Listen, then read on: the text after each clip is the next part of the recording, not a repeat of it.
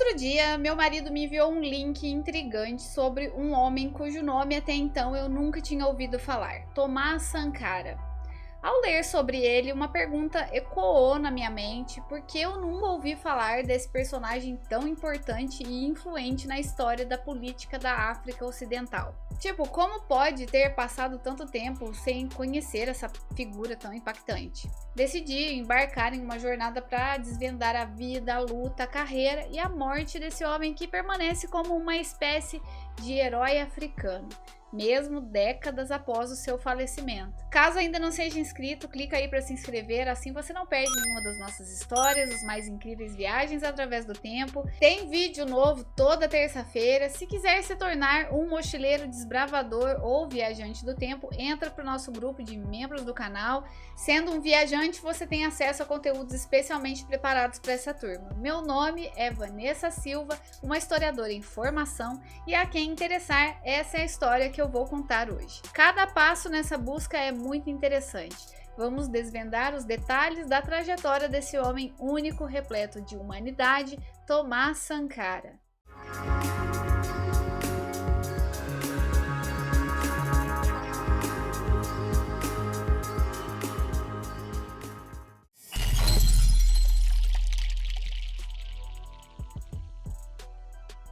Thomas Sankara nasceu na cidade de Icao, no então Alto Volta, um pequeno país da África Ocidental e inicialmente submetido à França, que conquistou sua independência em 1960. E em 4 de agosto de 1984, Thomas Sankara mudaria o nome do país para Burkina Faso, que significa terra de pessoas incorruptíveis. Mas calma, antes de chegar nesse momento, vamos conhecer melhor a história de Thomas Sankara. O terceiro filho de um total de 12 de Marguerite Sankara e Sambo Joseph Sankara, fez seus estudos iniciais em Gauan e bem cedo na escola, convivendo com filhos de colonizadores franceses, já descobriu o que significava injustiça. Seus pais queriam que se tornasse um padre católico, mas apesar de ter sido coroinha, se recusou a entrar para o seminário e optou por ingressar na carreira militar. Ganhou uma bolsa de estudos em Bobo Dioulasso e em 1966 se mudou para lá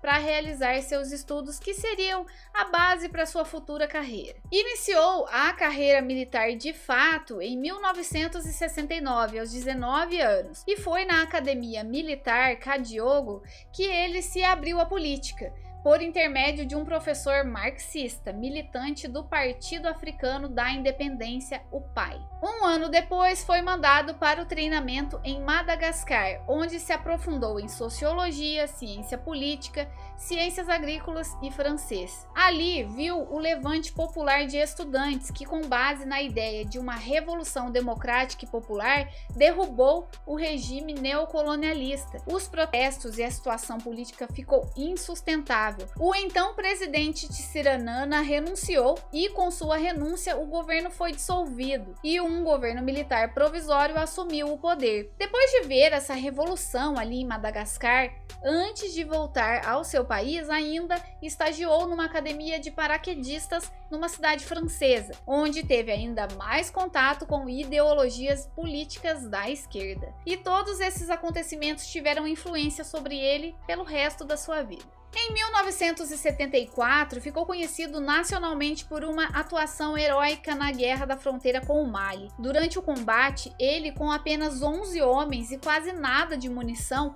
conseguiram romper uma guarnição inimiga. Thomas Sankara foi praticamente o único militar de alta volta que saiu com glórias dessa guerra. Mas guerras não eram a praia de Sankara. Mais tarde, ele próprio condenaria a guerra como algo inútil e injusto. 2 anos depois desse conflito, comandou uma unidade isolada na cidade de Po, e ali ele também foi guitarrista de uma banda de jazz composta por soldados e chamada Jazz Tutaku. Já nessa missão, diante de tanta miséria que via, teve a ideia de usar seus subordinados em tarefas agrícolas. ajudando camponeses pobres da região que passavam fome. O pessoal ali havia passado por uma seca de quase 4 anos. Esses movimentos de ajuda humanitária renderam muita popularidade a Sankara. A situação em Alto Volta estava bem complicada. O país passou por uma sucessão de golpes de governos corruptos. Várias mudanças de lideranças ocorreram desde a sua independência da França em 1960. O país enfrentou instabilidades políticas e os golpes de estados que ocorreram em 66, em 70 e em 80. Em 80, o governo civil liderado por Lamizana enfrentava dificuldades em abordar as questões socioeconômicas e os problemas de governança. Altos níveis de pobreza e desigualdade, corrupção, má gestão do governo, as políticas governamentais foram percebidas como favorecendo uma pequena elite em detrimento da maioria dos cidadãos. Sankara era fortemente respeitado por seu povo, por seu estilo de liderança carismático, mas era mal visto pelas lideranças dos sucessivos governos militares e isso o levou à prisão um bocado de vezes. Daí, já promovido a capitão, ele foi um dos líderes de mais um golpe militar que levou ao poder Zaya Zerbo. Mas apesar de participar ativamente em alguns desses golpes, Sankara tinha uma visão diferente. Zerbo ofereceu a ele um apartamento de luxo destinado aos funcionários, o que ele recusou e continuou morando numa favela em Ouagadougou. O novo regime inicialmente parecia ok, mas logo se mostrou repressivo e nisso Sankara foi à televisão, rompeu publicamente com o presidente que ele ajudou a colocar no poder, o acusando de corrupção, pediu demissão do cargo que ocupava no governo e disse: "Ai daqueles que amordaçam o povo". Em 1982, participou do golpe contra Zerbo e ajudou a colocar no poder Jean-Baptiste Ouedraogo, que ofereceu uma promoção para general que ele recusou também e disse que no seu país o generalato era sinônimo de preguiça e corrupção. Em 1983, foi nomeado o primeiro-ministro do recém-formado Conselho para a Salvação do Povo e o cargo lhe deu abertura para lidar com questões de política internacional e a oportunidade de se reunir com líderes de outros países que compartilhavam dos seus ideais. Depois disso, durante reuniões públicas, passou a denunciar os inimigos do povo e o imperialismo.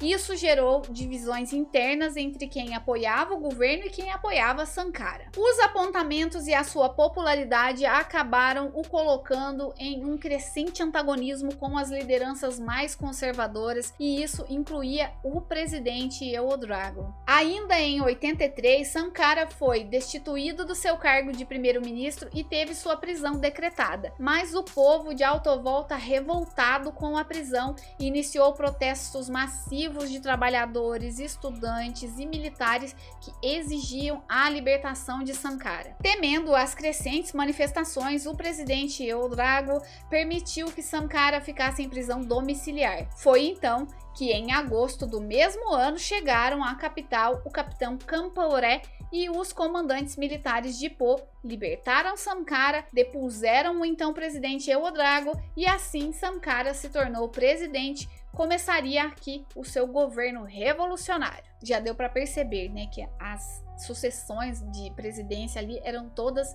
por meio de golpes. Sankara já chegou ao poder com os 2 pés na porta, determinado a dar uma nova identidade ao seu país, implementando novas políticas, saneamento nos bairros, segurança pública, desenvolvimento da produção e do consumo de produtos locais, a participação no controle orçamental dos ministérios. Ele também foi implacável na luta contra a corrupção e a exploração política. Eliminou a ostentação entre os funcionários políticos e cortou privilégios das pessoas em cargos federais.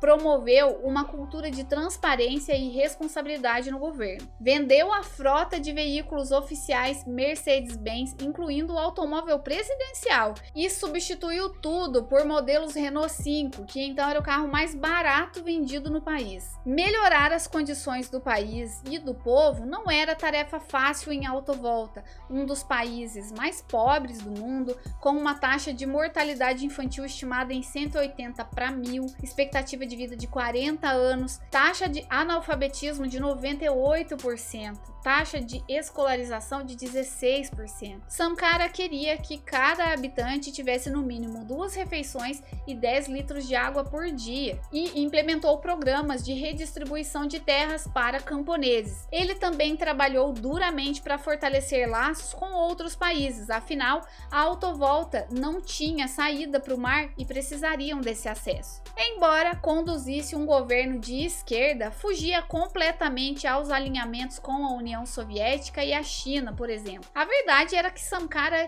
tinha um jeito próprio de fazer as coisas. Em 1984, determinou uma distribuição de terras para a construção de habitações populares e já nessa época começou a ser vítima de algumas conspirações militares. Durante as comemorações do primeiro aniversário dessa revolução, ele instituiu um novo nome para o país, Burkina Faso. Burkina significa homens honestos, homens íntegros, homens dignos, e Faso, terra natal. Num resumo, algo que se aproximaria de terra de pessoas incorruptíveis. Com isso, veio tudo novo. Um novo hino, uma nova bandeira, uma nova lei de reforma agrária que nacionalizou todas as terras e riquezas naturais. Ainda em abril de 1984, lançou um programa de desenvolvimento para as aldeias mais remotas que resultou em 14 meses na construção de 250 reservatórios e na perfuração de 3.000 poços artesianos, além de diversas realizações nas áreas de saúde,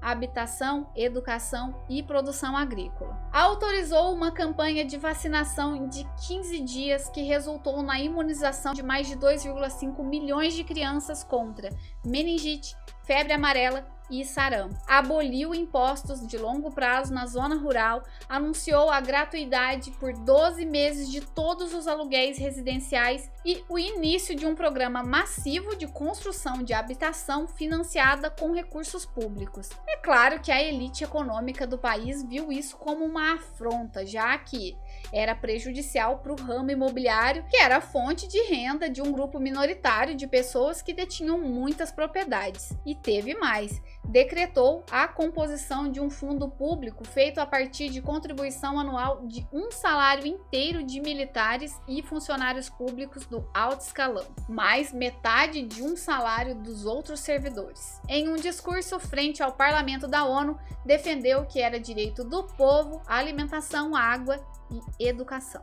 É claro que o descontentamento das elites econômicas, das elites rurais contra Sankara só aumentavam. Ele, nem aí, continuou o seu trabalho, se engajou numa campanha de plantio de 10 milhões de árvores para combater a desertificação e assim melhorar as condições ambientais, entrou numa batalha pelas estradas de ferro, onde convidava voluntários para trabalhar na colocação de trilhos. Uma das coisas que mais me impressionou é que, além de tudo, Sankara também era defensor dos direitos das mulheres e trabalhou para melhorar sua posição na sociedade. Ele incentivou o empoderamento feminino, promoveu o acesso das mulheres à educação e a cargos de liderança e combateu práticas tradicionais prejudiciais como a mutilação genital feminina. Aboliu a proibição que impedia que uma mulher grávida frequentasse a escola e justificou dizendo que se a gravidez de uma mulher a impedia de ir à escola, quem a engravidou também deveria ser proibido. Ao longo de 1986, aboliu todas as restrições que existiam para contraceptivos. Determinou a execução de uma campanha nacional de alfabetização em 9 línguas nativas que envolveu 35 mil instrutores e sua intenção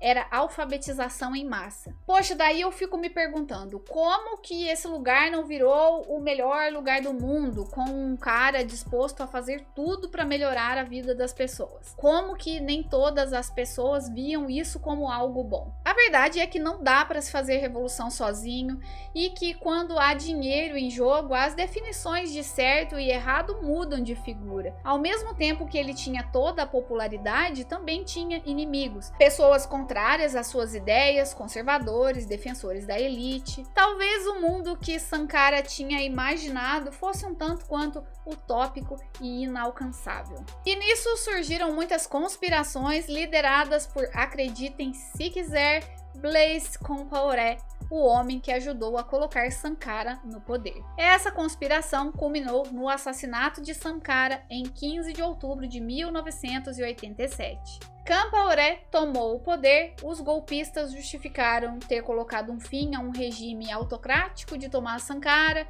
Para eles, o poder estava nas mãos de um só homem. Compaoré ficou no poder por 27 anos, os rumos de Burkina Faso mudaram. Um país dependente de fatores climáticos, recursos limitados e outras condições complexas é um desafio substancial. A presidência de Sankara durou apenas 4 anos.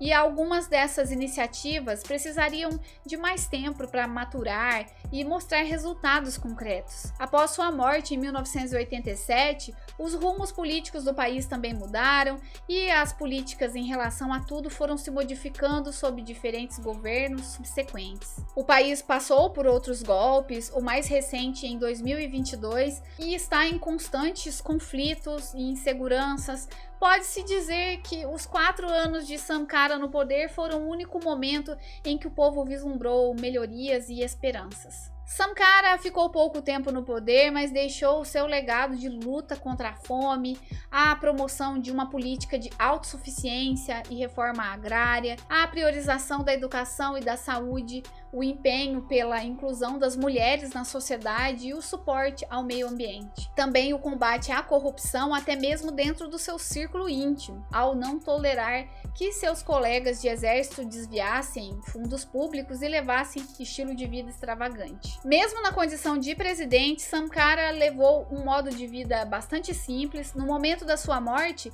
vivia em uma casa modesta, a qual ainda estava pagando a hipoteca, possuía cerca de $350 na conta e algumas bicicletas. Não é à toa que o povo que sente na pele com injustiça o tenha em lembrança como um grande herói africano. E aqui chegamos ao fim de mais uma história que me faz refletir que comandar uma nação é mesmo algo muito complexo.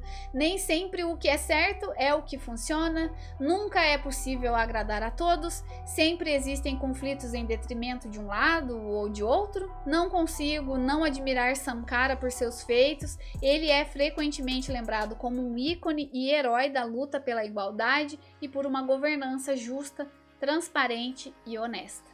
E se você gostou de ser um viajante comigo, já clica para se inscrever, assim você não perde nenhuma das nossas incríveis viagens através do tempo. Deixe o like, que isso nos ajuda demais. Comente também o que achou dessa história. Se possível, compartilhe com alguém que possa gostar desse conteúdo. Vou deixar na descrição do vídeo as informações sobre as fontes de onde baseamos o nosso roteiro de hoje. Eu fico por aqui, tenham uma semana incrível e até a próxima história.